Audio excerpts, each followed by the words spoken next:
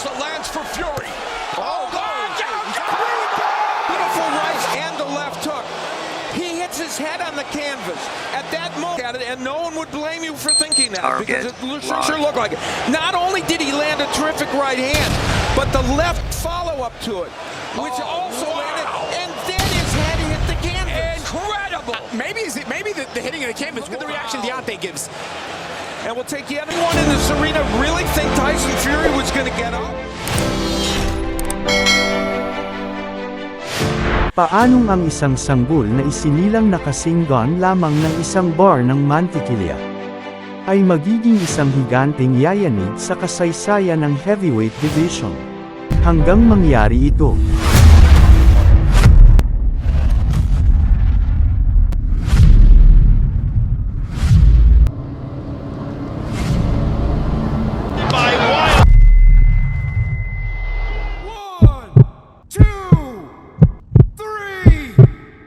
sampung segundo. Para sa karaniwang tao, sapat na ito para huminga. Pero sa ilalim ng kamao ng The Bronze Bomber, na si Deontay Wilder, tila ito na ang huling hininga ng Jitsu King. Were you out? Yeah. For a few seconds. Pero dyan sila nagkakamali. I had a dream before that fight. And I saw myself getting back up. Ngayon, saksihan natin ang kwento ng isang taong hindi lang tinalo ang kanyang mga kalaban, kundi maging ang sarili niyang kamatayan. Ito ang kwento ni Tyson Fury. Si Tyson Fury ay isinilang sa Manchester, England, noong ika-12 ng Agosto 1988. Anak siya ng mga Irish traveler na sina Amber at John Fury. Isinilang si Tyson na premature, 3 buwan na mas maaga sa kanyang takdang araw, at tumitimbang lamang ng halos 1 pound, o nasa humigit kumulang 450 grams. Kaya ang sabi ng mga doktor, halos wala siyang pag-asang mabuhay. Ngunit ang kanyang amang si John, nakita ang isang mandirigma sa mga mata ni Fury, kaya binigyan niya siya ng pangalang kasing bagsik ng bakal, na Tyson. At sa edad na 20, ang pro ranks ang kanyang naging palaruan. Ang kanyang unang pagsubok, ang Hungarian na si Bela Duniossi, ngunit sa loob lamang ng unang round, gamit ang isang malupit na kombinasyon sa ulo at katawan. Ito ang nangyari sa kanya. Body in their first fight, but this is a good onslaught. Good body shoots professional career. Oh, left hand goes in. Doing that left hook. Well, he's getting to his feet, but I'm not sure he wants to manage a first round victory. Finish this little 1-2, 1 to the head, and then look where he looks for the body shot. At doon, nagsimulang manginig ang buong heavyweight division. Pinatunayan ni Fury na ang kanyang laki ay hindi lamang para sa pakitang tao. Dahil sa mga sumunod na laban, Tyson Fury, 5th win, another knockout, self-open to those overhand rights. Salah complaining that was low at them. Some strange reason, Ellis just decided to hook in. habang ang mundo ay naghihintay sa susunod na laban ni Tyson Fury, si Vladimir Klitschko ay nananatiling isang hindi matibag na pader sa heavyweight division. Mula noong 2011, sunod-sunod na mga laban ang kanyang dinurog para manatili sa kanyang trono. Taglay ang 4 sa 5 pinakamalaking sintron sa mundo. Tila wala nang makakapigil sa kanyang paghahari. Ang kanyang pinakamalupit na tagumpay, ang pagpapatambos sa dating walang talong si Alexander Povetkin noong 2013. Ups. Guter linker Haken an die Schläfe. 10 taon nang naghahari si Klitschko sa heavyweight division. Isang robot na walang emosyon. Hanggang sa makita niya si Tyson Fury. I want Klitschko next! Hey! Hulyo 2015. Opisyal na ang digmaan. At sa harap ng media, binitawan ni Tyson Fury ang mga salitang tumatak sa kasaysayan. You're boring. Mahigit 1 dekada nang naging boring ang heavyweight division. Panahon na para alugin ang mundo at ibalik ang kinang sa boxing. Tawagin niyo siyang mayabang, tawagin niyo siyang baliw. Pero sa loob ng ring, si Fury ay isang maestro. Dahil pinaglaruan niya ang kampyon. Inasar ang kredibilidad ng mga taga-Ukrainian. At sa huling bell, ang underdog ay naging undisputed king. This is a dream come true. Me and my Uncle Peter here. We've worked so hard for this. Nakuha na niya ang lahat. Mula sa WBA, IBF, WBO, IBO at the ring belts. Pero habang nasa rurok ng kanyang tagumpay, dito pala magsisimula ang tunay na kalaban. Matapos maging hari, si Tyson Fury ay nilamon ng kadiliman. Heavyweight champion Tyson Fury has been making headlines left and right since winning the belt. Now he's opening up to Rolling Stone about his personal struggles with drugs and depression. Mula sa tuktok ng boxing, bumagsak sa bangin ng addiction, ipinagbabawal na droga, matinding mental health battles, at halos 400 taba ang nadagdag sa kanya, dahil sa walang tigil na pag-inom ng alak. Ang gintong Synthron ay naging tanikala. Ang Ferrari na simbolo ng yaman ay naging isang kabaong na bakal. Nabalak niyang italon sa bangin. Tried to commit suicide and How'd you try to commit suicide? well, I'll tell you what happened.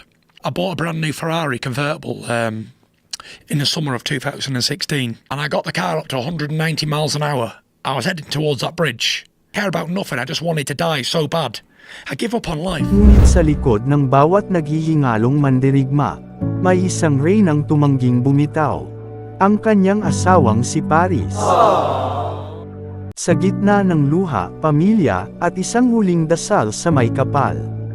Ang higanteng kinalimutan na ang mundo, ay muling nagbukas ng kanyang mga mata. And I got on my knees and I was praying and begging God to help me. After praying for about 10 minutes, I got up and I felt the weight of the world was lifted off my shoulders. And for the first time in years, I knew I was going to make a comeback. At muli ngang bumalik si Tyson Fury sa ring. Hindi para sa karagdagang ginto, kundi para patunayan na ang mga demonyo ng bisyo at depresyon ay kayang patumbahin.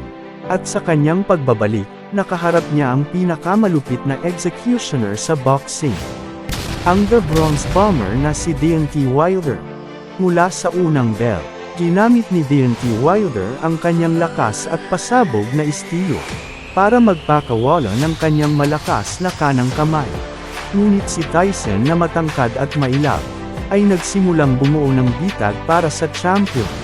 Ang kanyang mga peking galaw at hindi matinsyang kilos at mahusay na jab, ay nag-iwan kay Deontay Wilder na tila sumusuntok sa hangin.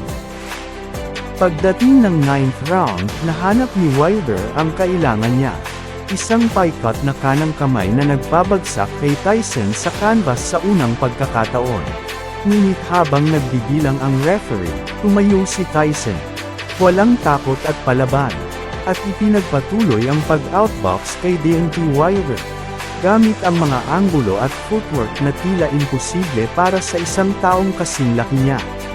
At pagpasok ng 12th round, isang sandali na habang buhay na mauukit sa kasaysayan ng boxing. Pinakawalan ni Deontay Wilder ang kanyang nakabibinging kanang kamay. Isang suntok na napakalakas, na tila nakatadhana ng baguhin ang karera ng dalawang boksingero. The lands for Fury. Oh, down. For right and the left hook. He hits his head on the canvas. Akala ng lahat ay tapos na ang laban. Pero sa hindi maipaliwanag na paraan, muling tumayo ang Gypsy King. Sa huling sandali ng round, binaliktad niya ang sitwasyon. Itinulak pa atras si Wilder at nagpakawala ng malilinas na suntok, na nagpakita ng kanyang di matitinag na espiritu. Nang tumunog ang huling bell, kapwa itinaas ng dalawang boksingero ang kanilang mga kamay sa tagumpay. Dahil alam nilang naghatid sila ng isang laban na tag-atak sa mga susunod na henerasyon. At sa pagbasa ng scorecards, ramdam ang tensyon. Ang resulta, isang kontrobersyal na split decision draw. We have a split decision. The decision is a split decision draw. Pero sa gabing yun, alam ng mundo, nagbalik na ang tunay na hari. February 22, 2020 sa MGM Grand, Las Vegas. Ang rematch ay nakumpirma at ito ay mas malaki kaysa dati. Si Tyson ay pumasok sa ring na parang hari, suot ang pulang kapa at korona. Habang si Deontay Wilder naman ay dumating na may suot na mabigat at detalyadong black and silver costume, na may kumikinang na pulang mata, na para bang ang The Bronze Bomber na handa na sa giyera. Ngunit sa loob ng ring, ibang Tyson Fury ang humarap, mas agresibo, mas mabigat, at mas malakas. At nang maipit si Deontay Wilder sa kanto at wala nang matakbuhan. Habang tumatama ang mga suntok ni Tyson, itinapon ng corner niya ang tuwalya. Hudyat ng pagtatapos ng laban. At sa sandaling yun, ginawa ni Tyson Fury ang imposible. Dahil dinurog niya si Deontay Wilder sa isang dominanteng performance, at nakuha ang WBC title. Pinatunayan ang kanyang sarili bilang hari ng heavyweight division. Samantala, nagsimula ring umugang ang usapan para sa isang undisputed bout sa pagitan nina Fury at Joshua. Ngunit bago mangyari yon, iginiit ni Deontay Wilder ang kanyang rematch. Kahit naantala ng pandemya at nagkaroon ng mga legal na labanan, natuloy ang ikatlong laban noong ika-9 ng Oktubre 2021. Ito ay tungkol na sa legacy para kay Tyson, at pagbabayad sala naman para kay Wilder. Ang pangatlong laban ay isang ganap na digmaan. Mula sa unang bell, tinarget ni Wilder ang katawan ni Tyson, gamit ang mga jab at hook para pabagalin ang damulag. Pero mabilis na nag-adjust si Tyson. Ginamit niya ang kanyang jab para kontrolin ang laban, at nagpakawala ng isang nakakanginig na 1-2. Bilang babala kay Wilder, umagsak si Wilder sa canvas na nagpaliyab sa mga crowd. Bagamat hilo, pinilit niyang tumayo at lumaban ng may seryosong intensyon. At nagpakawala siya ng isang mapanirang kanang kamay na nagpabagsak kay Fury. Ramdam ang shockwave sa kanyang buong katawan.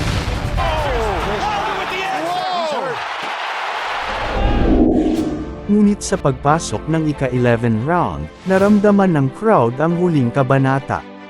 Isang malupit na kanang kamay ang nagpabagsak kay Wilder sa huling pagkakataon.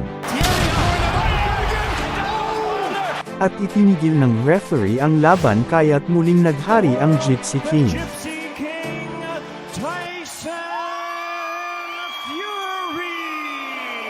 Anong aral ang matututunan natin kay Tyson Fury? Kahit nasa kanya na ang lahat, pera, titulo at katanyagan, may laban na hindi mo kayang mag-isa. Kapag mental health at addiction na ang kalaban, kahit ang pinakamalakas sa ring, pwedeng bumagsak. At dito natin natutunan ang pinakamahalagang leksyon, na ang paghingi ng tulong sa pamilya, sa mga taong nagmamahal sa iyo, at higit sa lahat, sa may kapal, ay hindi kahinaan. Ito ang pinakamalakas na suntok na kaya mong ibigay.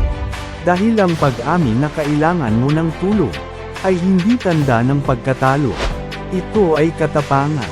At kung may natutunan ka sa kwentong ito, don't forget to like and subscribe to my YouTube channel, para sa mas marami pang kwento ng pagbangon, tapang at inspirasyon.